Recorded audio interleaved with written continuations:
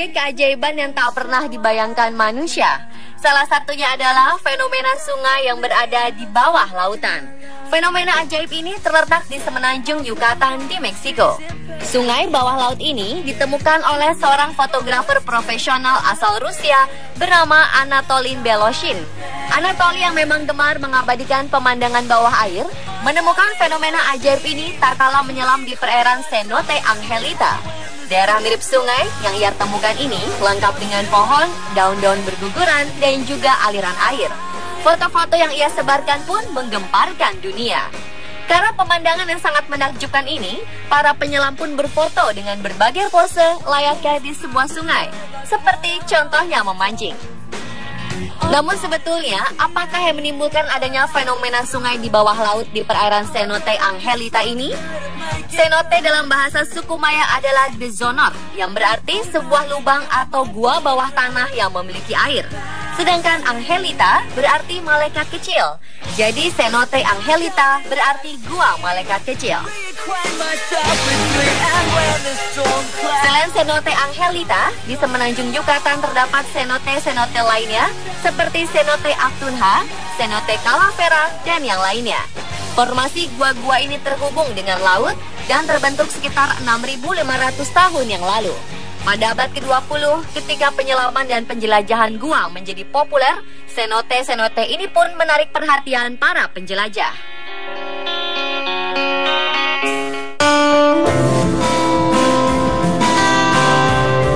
Cenote Angelita sendiri memiliki diameter lubang sekitar 30 meter dengan kedalaman kurang lebih 60 meter. Cenote Angelita terletak di wilayah hutan lebat yang memiliki keanekaragaman flora dan fauna yang cukup kaya. Jadi sebetulnya Cenote Angelita bukanlah sungai di dasar laut, melainkan gua berair di tengah hutan. Meski begitu, airnya memang terhubung dengan laut. Jika kita menyelam ke dalam Cenote Angelita, maka pada kedalaman 30 meter pertama kita akan menemukan air tawar. Kemudian akan diikuti dengan air asin pada kedalaman 60 meter. Pada kedalaman itulah kita akan menyaksikan sungai dan pohon-pohon di dasarnya. Pada lapisan perairan Cenote Angelita, air tawar berada di atas air asin. Banyak kemudian mempertanyakan, mengapa air asin dan air tawar ini tidak bercampur? Fenomena ini disebut dengan halocline.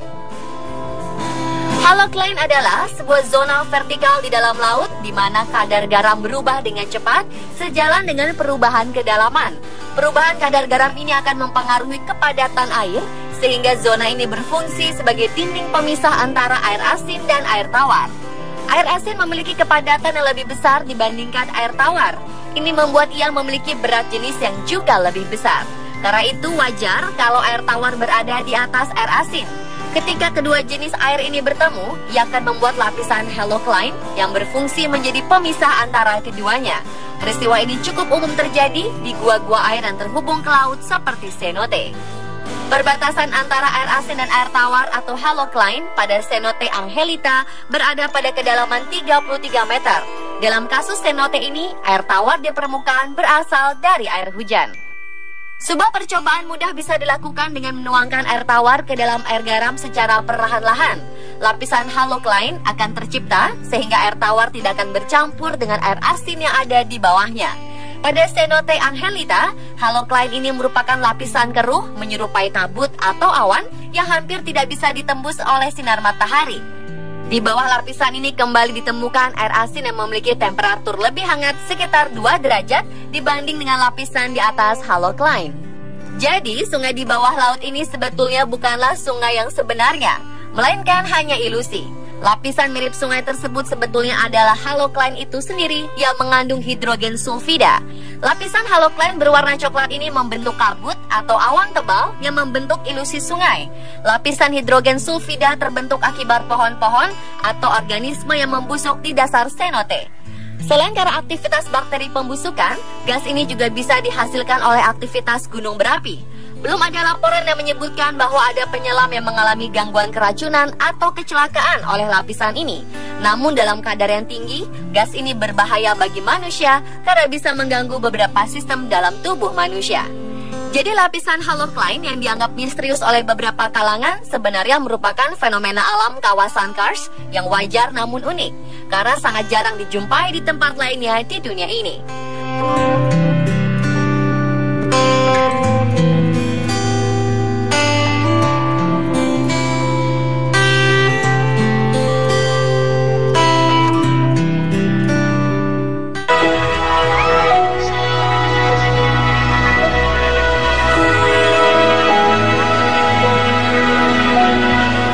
Fenomena serupa juga ditemukan pada cenote-cenote lainnya seperti di Cenote Siete atau yang dikenal sebagai Deep Blue yang terletak 11 km sebelah barat Puerto Morelos.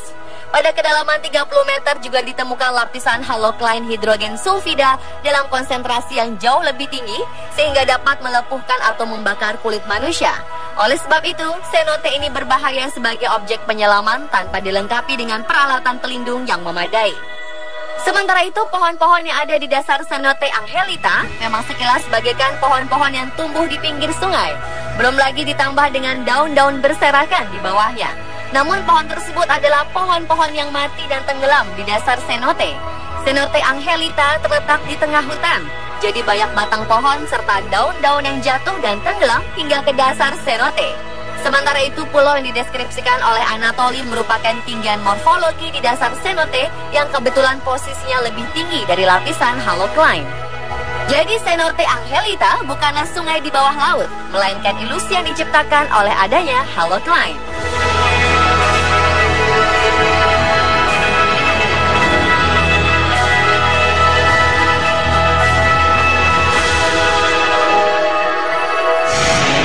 Tercipta sehingga air tawar tidak akan bercampur dengan air asin yang ada di bawahnya. Pada Cenote Angelita, halocline ini merupakan lapisan keruh menyerupai kabut atau awan yang hampir tidak bisa ditembus oleh sinar matahari. Di bawah lapisan ini kembali ditemukan air asin yang memiliki temperatur lebih hangat sekitar 2 derajat dibanding dengan lapisan di atas halocline. Jadi, sungai di bawah laut ini sebetulnya bukanlah sungai yang sebenarnya, melainkan hanya ilusi. Lapisan mirip sungai tersebut sebetulnya adalah halocline itu sendiri yang mengandung hidrogen sulfida. Lapisan halocline berwarna coklat ini membentuk kabut atau awan tebal yang membentuk ilusi sungai. Lapisan hidrogen sulfida terbentuk akibat pohon-pohon atau organisme yang membusuk di dasar cenote. Selain karena aktivitas bakteri pembusukan, gas ini juga bisa dihasilkan oleh aktivitas gunung berapi. Belum ada laporan yang menyebutkan bahwa ada penyelam yang mengalami gangguan keracunan atau kecelakaan oleh lapisan ini. Namun dalam kadar yang tinggi, gas ini berbahaya bagi manusia karena bisa mengganggu beberapa sistem dalam tubuh manusia. Jadi lapisan halocline yang dianggap misterius oleh beberapa kalangan sebenarnya merupakan fenomena alam kawasan Kars yang wajar namun unik, karena sangat jarang dijumpai di tempat lainnya di dunia ini.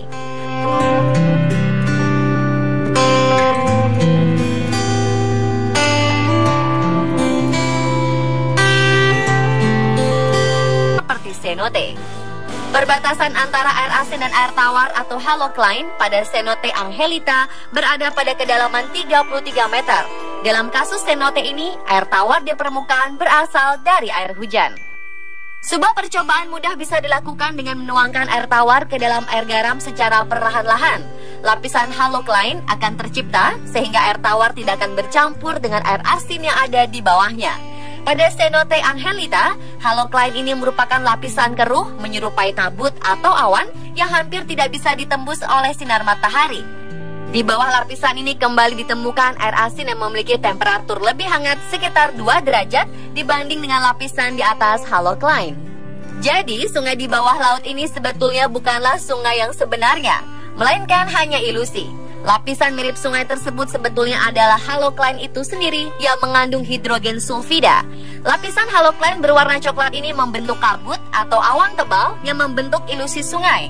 Lapisan hidrogen sulfida terbentuk akibat pohon-pohon atau organisme yang membusuk di dasar cenote. Selain karena aktivitas bakteri pembusukan, gas ini juga bisa dihasilkan oleh aktivitas gunung berapi. Belum ada laporan yang menyebutkan bahwa ada penyelam yang mengalami gangguan keracunan atau kecelakaan oleh lapisan ini.